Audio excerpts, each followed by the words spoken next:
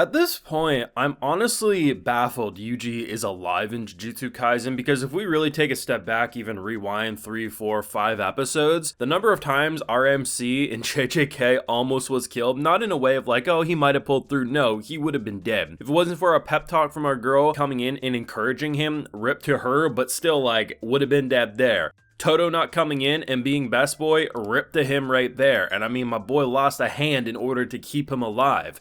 If it wasn't for reinforcements in this latest episode all swarming in, I think he would have been dead there too. Like, this isn't a show where it's like, oh, just because he's the MC, he gets this plot armor that keeps him alive. No, this is all based on teamwork that is keeping them quote-unquote alive, but damn are they beaten and bruised to do so. Mahito getting consumed by Imposter Ghetto, who we get the confirmation. He's been around for a hot minute. He's swapping bodies. This isn't his first rodeo. And in doing so, he's just becoming the evilest of sorcerers, causing such a ruckus as my boy is just adopting brothers left and right. And I'm left saying, where's the next episode? And goddamn, where's the next season? Full live reaction to this latest JJK episode over on my Patreon. If you would like to see my full uncut thoughts, they're over there if you're interested. Now, this episode, like I think the past 2 months of JJK, have really defied all odds. And what I mean is, you know about how hard of a production this is. These episodes have no right to look this good,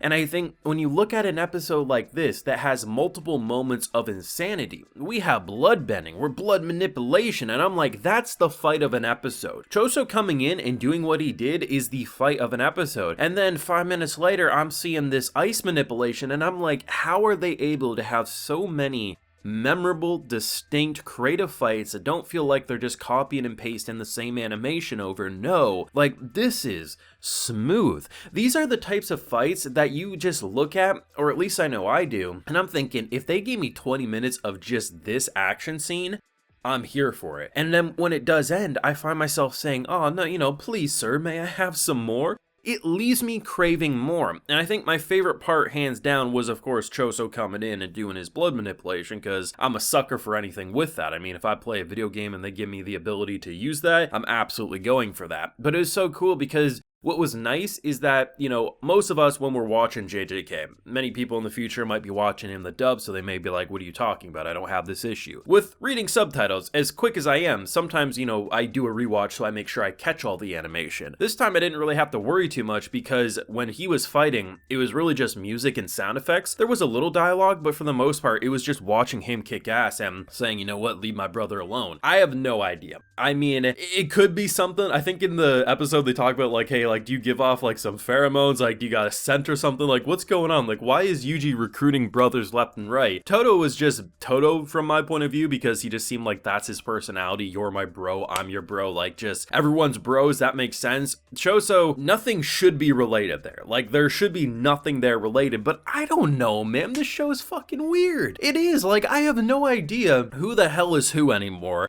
And I don't know, like, something clearly happened when he was passed out, like after he was fed a bunch of fingers, right, in the subway scene. Like, something happened and he's getting visions and stuff, so it's like, why does he see from his visions, like, Yuji there? Like, is there actually something there? I don't know. I mean, hell, we're dealing with apparently Imposter Ghetto who's popping around, jumping into different bodies. Like, the last known name that he had was from 150 years ago, and based on his dialogue, he's acting like that wasn't even his first rodeo. He says, I've had many names.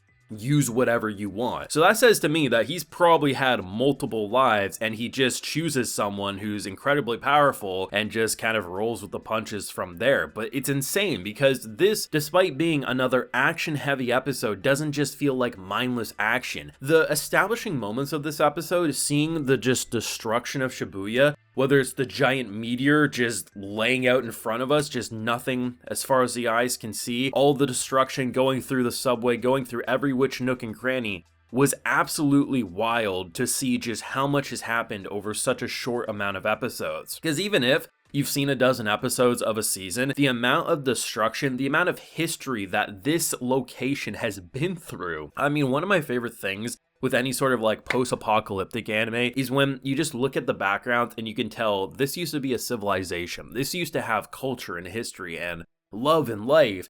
And now look at it, it's just ruins. That's kind of what I'm feeling for Shibuya, because like everything's destroyed, man. Like just the number of homes, the lives lost. It is total annihilation. And I continue to look at saying like, how the hell is anyone gonna do this? Because I was like, man, either Megami best wake up or we best have more fingers, because otherwise, who the hell's saving us? Completely forgetting about the people on the train and them coming in clutch, because literally, even if they were told not to come, I mean, Mekamaru says like, don't worry about it, you ain't good enough for this, trust me, Toto's the one who should come, he has a 100% success rate, or 99% success rate, and to be fair, he actually did survive, but definitely paid a hefty price. It is good that the reinforcements came, because I don't see how Yuji didn't die in that moment. I really don't. Like, his body was absolutely destroyed. He was barely holding on against Maito, and then the person he was barely holding on against got swallowed like a pill, and now it's just even more insanity for the person we're trying to fight.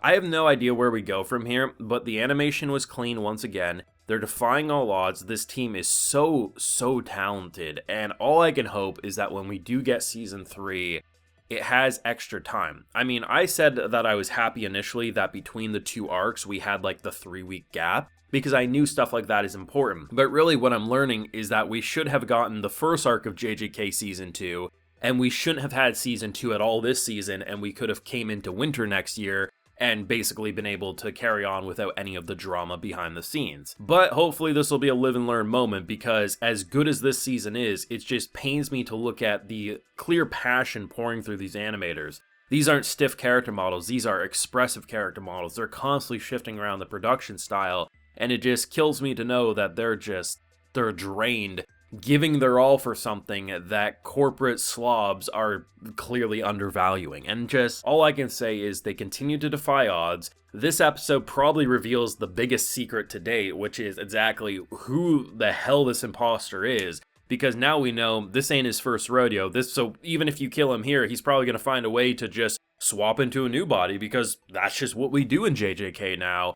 And all I can say is whatever the next final episode is going to look like for this season of JJK, I'm sure we're not ready for it, and I'm sure it's going to have us foaming and drooling at the mouth wanting season 3. Now, of course, those are my feelings. This was a banger of an episode. I mean, when the opening started playing, it plays like 7 minutes into the episode. It feels like 3 minutes have passed. Like, the way this time bar I feel like it's skipping. I feel like I'm watching on 2 or 3 times speed, because there's just no way these episodes are ending this quickly, but I guess that's how you know you have an amazing anime on your hands. But thoughts yourself down below, leave a like if you enjoyed, subscribe if you're new around here, of course ring that bell, and like I mentioned, we have a full live reaction over on my Patreon, and hey, while you're over there, you also get a video shout out. So today we have Haruto Yuzuki, Fuzzy, Rendonin, Pokemon 222, 888, Sharon, Crowley AC, and Derek Nickel. They're getting today. So I appreciate the support, everyone. Please take care and have a good one.